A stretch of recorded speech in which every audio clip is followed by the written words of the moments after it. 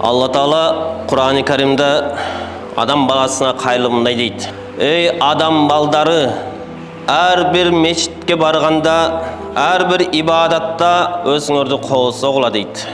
Жегиле, ичкиле, бирок ысырап кылбагыла. Албетте Алла Таала ысырап кылуучуларды сүйбөйт деген Алла Тааланын аяты бар экен. Biz bir жака жөнөсөк, ушунда бир кооз кийимдерди кийинип, жасанып, даярданып, тойго же башка жака сапарга чыксак ушундай кылат экенбиз. Эми Алла Таала эмне дейт? Инда кулли масжид, ар бир мечитке барганыңда дейт. Ар бир ибадат кылганыңда өзүңөрдү коосо кыла дейт. Сырткы кийип аткан кийимибизден баштап, бет колубуз менен жуунуп, таранып, тазаланып, анан айрыкча руханий жактан адам өзүн коосош керек экен. Алла Тааланын астына келип, Алланын үйүнө келип, Алла менен байланышкан учурда Алла Таала карай турган, назар сала турган нерсе эмне десе, ал пенденин жүрөгү экен. Ислам дини ушул пайгамбарыбыз айткандай ан-насафату минал иман. Тазалык бул имандан дейт. Сырткы келбетибиз да таза болуш керек экен. Кийген кийимибиз, бет колубуз бүт баары таза болуп, бирок айрыкча Алланын астында, Алланын үйүндө, Алла менен болуп аткан мамиледе, байланышта таза боло турган нерсе бул адам баласынын жүрөгү экен, туугандар.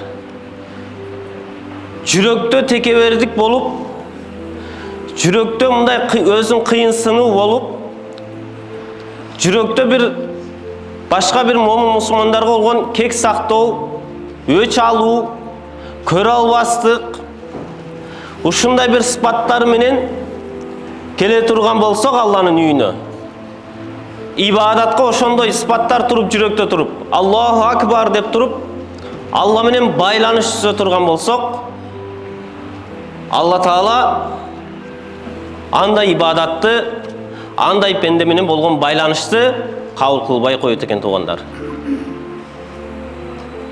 Алла Таала Кур'анда айтат: "Иннама ятакаббалаллаху минал муттакин." Албетте Алла Таала таквалардан гана кабыл кылам дейт. Таквачылык кайсыл жерде болот? Таквачылык жүрөктө болот экен, туугандар. Ошон үчүн адам баласынын жүрөгү таза болмоюн, бүт дене, бүт кийимди баарын таза болсо дагы Алла Таала жакпай тура берет экен адам баласы. Канча ибадат кылбайлы, жүрөк таза болбосо, ал ибадаттар кабыл болбой калат. Кичинекей ибадат кылсаңыз дагы, бир аз садака берсеңиз дагы, бирок жүрөк таза болуп турса, жүрөктөн чыккан мамиле, жүрөктөн чыккан ибадат, жүрөктөн чыккан садака боло турган болсо, курмадай болсо дагы Ухуд тоосундай соопту берет экен Алла Таала. Аллага бир гана көп нерсе кереги жок экен. Көп ибадат, көп намаз, көп умран кереги жок экен. Көп садака берүүнүн да кереги жок экен. Алла Таала Кур'анда Мүлк сүрөсүндө айтат: "Мен силерге өлүмдү жараттым, максат эмне? Айюкум ахсану амала." Кимгер жакшыраак амал кыласыңар? Кимгер көбүрөөк амал кыласыңар деген жок. Кимгер жакшыраак амал кыласыңар? Караңызчы, жакшыраак амал качан болот? Жакшыраак амал качан адамдын жүрөгү таза болгондо. Адамдын жүрөгү таза болсо, эмнеден таза болуш керек? Көрө албастыктан таза болуш керек. Пайгамбарыбыз айтат: "Ал-хасуд ла ясуд" дейт. Көрө албас адам эч качан бактылуу боло албайт экен да. Көрө албас адам дайыма кыйналып жүрө берет экен.